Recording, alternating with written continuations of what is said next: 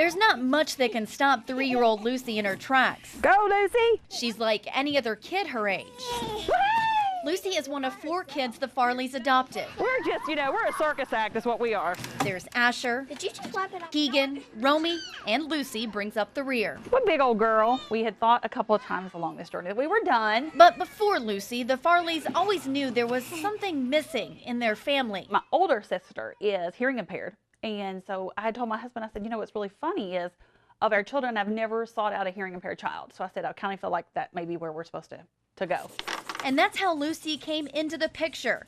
Working with the same adoption agency they had in the past, Cynthia and Adam found their daughter. As soon as I saw that face and that little hand was up, and I'm literally heard in my head, hi, Mom.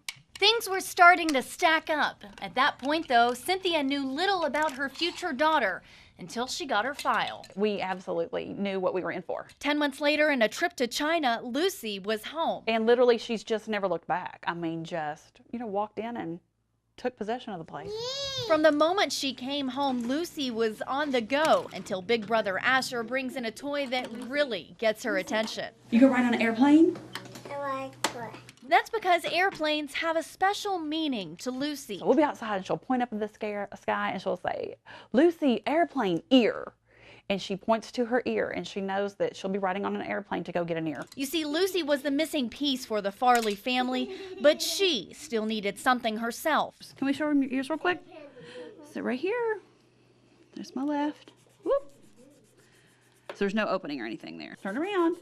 There's a little opening, like a little pocket, but there's no canal. Lucy was born with Microtia and Artresia, meaning she has no ears, no inner ear, no canal, and no outer ear. Obviously, you can't figure out exactly what she can hear, but she does respond, she hears. That's thanks to the device she wears on her head called a Baha, a bone-anchored hearing aid.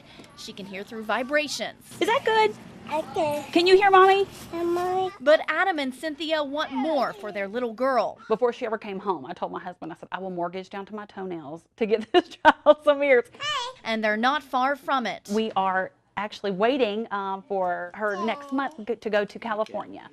She gets to have reconstructive surgery. It's one of 2 surgeries Lucy will have in the next 6 months to give her 2 brand new ears. The total cost in excess of $100,000. And, you just kind of pray your way through it and say, God, if this is not meant to be, shut the door.